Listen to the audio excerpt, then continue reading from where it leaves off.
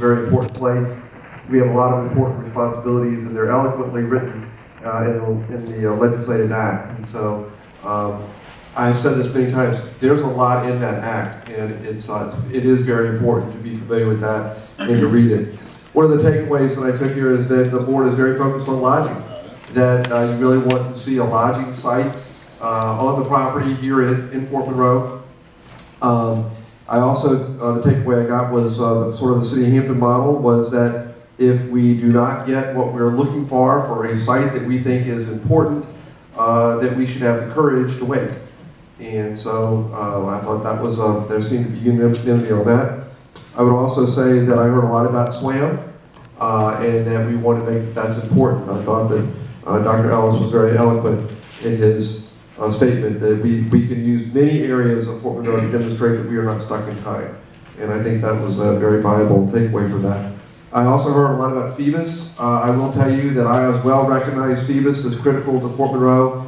And I don't know whether it was 18 months or 2 years ago, but I positioned myself onto the Phoebus Partnership Board when I got there. Not that it has any credit to me, but when I got there, it was a very small board and was very inactive. We now have more people who want to be on the board than we have spaces for. It's the first time I've ever heard about that for me with the Phoebus Partnership. I will tell you that the first time that I met with them, we gave a speech about Gateway Community, and I really thought there was going to be something ugly was going to happen to me. They see themselves as Phoebus. They don't see themselves as Gateway. We have since, with the city's help, we actually secured a bus, and we actually visited 4 sites in one day. Ghent, Smithfield, Gloucester, and Yorktown, and had meetings in all 4 of those cities and got back late that evening. And the perception of the Phoebus Partnership has completely changed. They see themselves now as this, they talk, not me, they talk about this link to Fort Monroe and the things that are happening there. So, you know, when I first got here 7.5 years ago, one of the first things I said was that Phoebus was the main street of Fort Monroe. I think we're actually watching that happen. Excuse me, we're watching that happen right before our very eyes right now. So, including a $27 million investment that's taking place with apartments out there in Phoebus right now. So, and then the last thing, in terms of Mill Creek, yes, we're very excited about Mill Creek and the contribution that Mill Creek makes to the property. The City of Hampton has made a significant investment.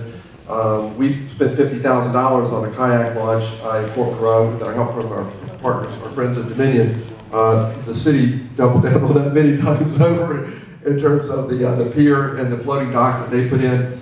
And one of our children at Fort Monroe is the Virginia Youth Sailing, I call them.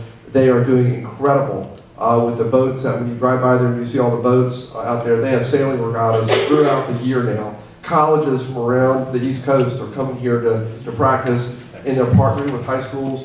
The regattas are so significant that we actually have to close Mill Creek Road down from traffic because of all the people standing on the road and watching their kids sail for the first time ever. Mill Creek holds great opportunities for us. The grant John talked about is exciting, and I think the developers that are going to be working on that property, we're going to have them participate in part of the restoration of Mill Creek as well as part of the development process.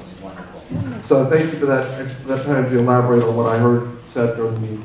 That's a perfect summary of what was expressed. Thank you so much, Glenn. Very well done.